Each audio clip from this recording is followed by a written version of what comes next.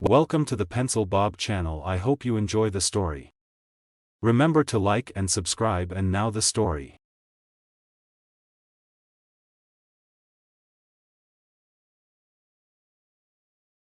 In the sun-drenched neighborhoods of West Kendall, Miami, lies the Hammocks Community Association, a sprawling network of 40 communities housing over 6,500 units. Once hailed as a paragon of community governance, it now finds itself ensnared in a scandal of monumental proportions. What began as whispers of financial mismanagement has now erupted into a full-blown exposé of corruption, with several current and former board members facing charges of embezzling over $2 million of residents' hard-earned money. Miami-Dade State Attorney Catherine Fernandez Rundle, a figure renowned for her unwavering commitment to justice, took center stage to announce the charges. Among those implicated are the association's current president, Monica Isabel Gilardi, aged 52, board member Miriam Arango Rogers, aged 76, former board member Yolitis Lopez Garcia, aged 47, former president Margley Gallego, aged 41, and Gallego's husband, Jose Antonio Gonzalez, aged 45. Gonzalez stands accused of running two companies that allegedly siphoned off at least $1.26 million in HOA funds. This case is not closed, Fernandez Rundle declared during a somber news conference. These are not the end of the criminal arrests. Her words hung heavy in the air, a stark reminder of the long road ahead in pursuit of justice. The roots of this scandal run deep, with Gallego's arrest in April 2021 serving as a pivotal moment in a protracted investigation. However, it was merely the tip of the iceberg, as subsequent revelations unveiled a pattern of deceit and betrayal that had festered within the association for years. A key focus of the investigation revolved around board members authorizing payments to vendors for services that were never rendered. Prosecutors alleged that these transactions amounted to hundreds of thousands of dollars, with the vendors then returning laundered money, retaining a portion for themselves. It's a brazen scheme that preyed upon the trust of the community, leaving residents shocked and outraged. But the residents of the Hammocks Community Association are no strangers to adversity. For years, they've waged a valiant battle against the corruption festering within their midst. Reports from the Miami Herald detail their relentless efforts to oust Gallego and her allies, efforts thwarted by tactics ranging from fake bomb threats to the dismissal of valid ballots during elections. Yet, even as the association grappled with internal strife, its financial woes continued to mount.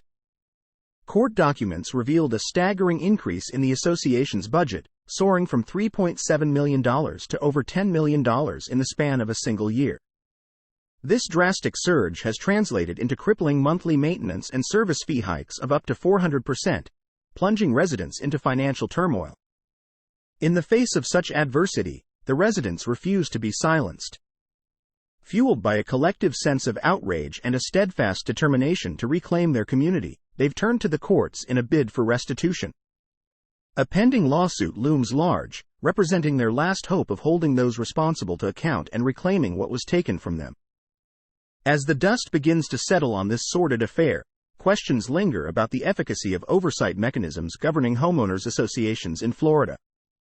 While HOAs fall under the purview of the Department of Business and Professional Regulation, state law affords little in the way of enforcement power, leaving communities vulnerable to exploitation. As the intricate tapestry of deceit within the Hammocks Community Association unravels before our eyes, it emerges not only as a warning but as a stark reminder of the grave consequences of unfettered authority. The saga serves as a clarion call, echoing through the corridors of power, urging vigilance and accountability in the guardianship of community trust. It underscores the fragility of faith placed in leadership and highlights the imperative of robust oversight to stem the tide of corruption. The scars left by this betrayal run deep, etching a harrowing narrative of shattered trust and dashed hopes. Yet, amidst the wreckage, lies the promise of redemption, a renewed commitment to transparency, integrity, and the enduring resilience of the human spirit.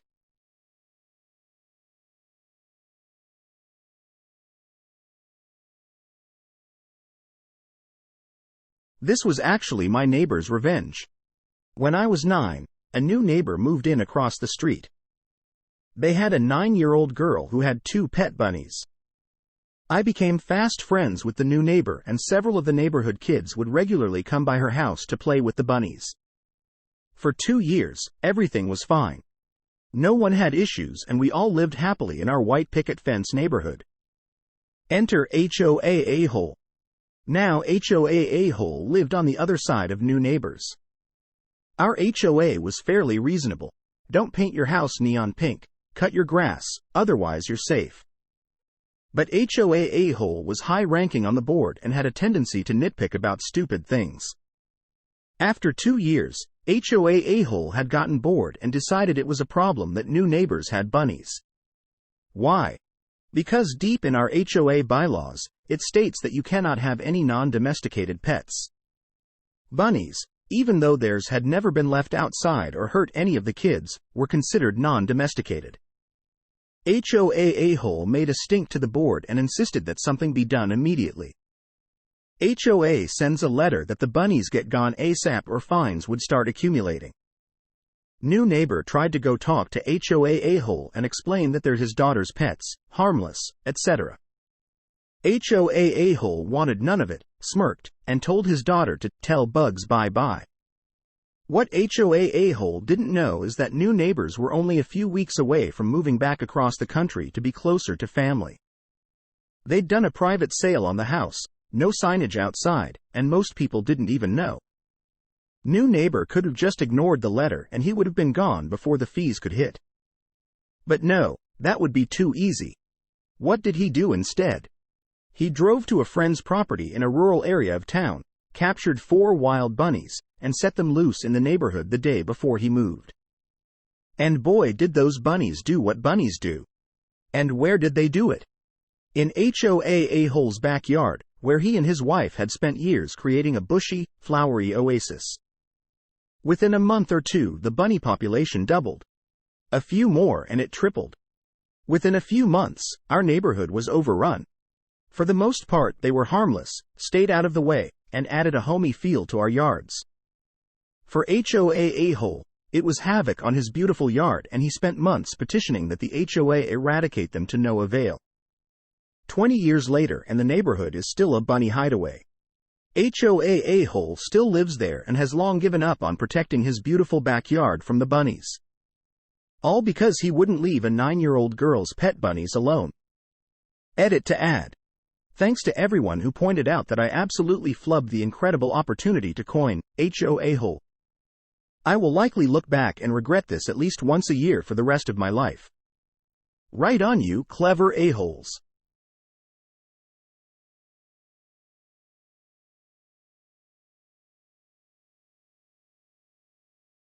My wife and I purchased a house in a neighborhood that had mostly retired families.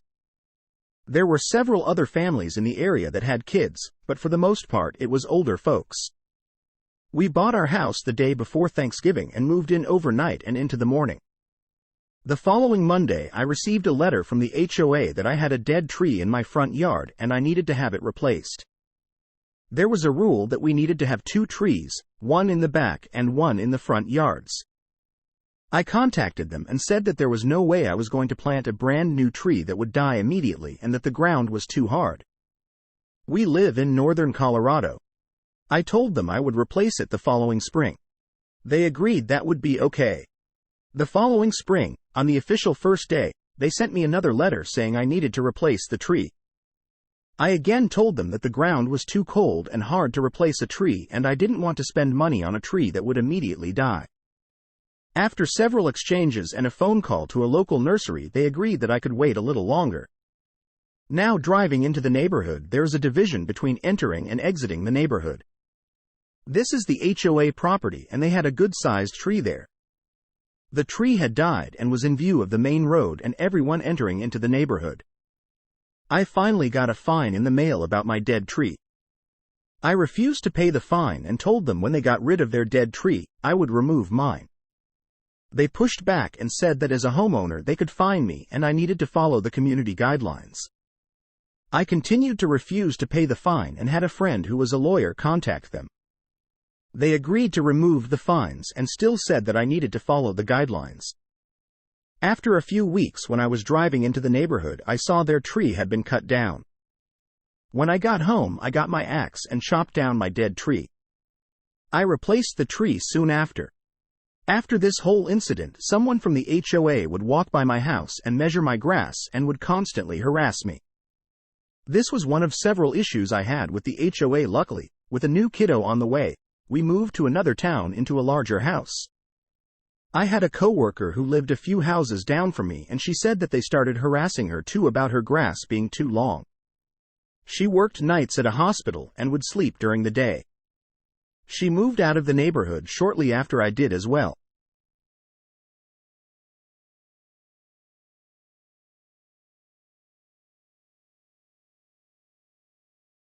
To be clear, I am Dutch and live in the Netherlands. When an apartment building is built, Dutch law is such that there must be an HOA, Vereniging van Eigenaren equals VVE. So when you buy an apartment from the builder, you have to sign an agreement for the HOA. Now, the new owners can decide to choose the board members of the new formed HOA or opt for external company arranging everything, which is of course more expensive than doing everything by the owners, board members themselves. You have to pay monthly for the maintenance of the building. So when I bought my apartment a few years ago, the VVE was already 20 years in existence. The VVE, had upheld the building in good order and had a healthy cash flow. For instance, every 10 years the outside of the building is painted. The color is solidified in the VVE manual. You cannot change the color to one of your liking. This is to keep the building in a unified form and color. Now my windows facing the gallery have fly screens, which came to the house. By Dutch law, you only buy the space within the apartment and not the walls, etc. That belongs to the VVE. Therefore, you cannot change anything on the outside of your apartment. Like I said, the color. One day I was walking towards my front door and I encountered a lady who was on the board and told me to remove the fly screens before my window. The reason was that they were ugly and were bringing the value of the building down. Unfortunately for her, my neighbor had exactly the fly screens. So I pointed out that 1. I bought the house exactly like that. So if it was forbidden to have them, why did the VVE not make objections to the previous owner and neighbors who had the same screens? 2. I would remove them as soon as the other neighbors would start taking their screens from their windows because of new regulations the VVE would accept.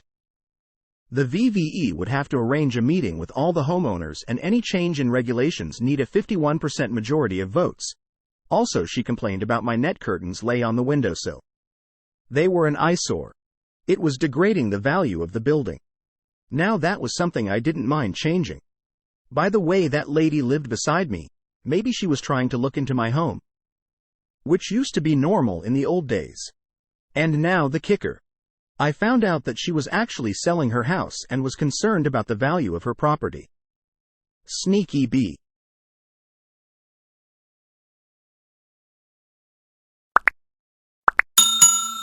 I would like to thank you for watching the video to the end.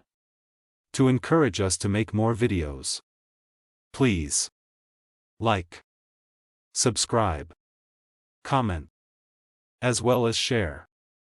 Check out this other video if you haven't already.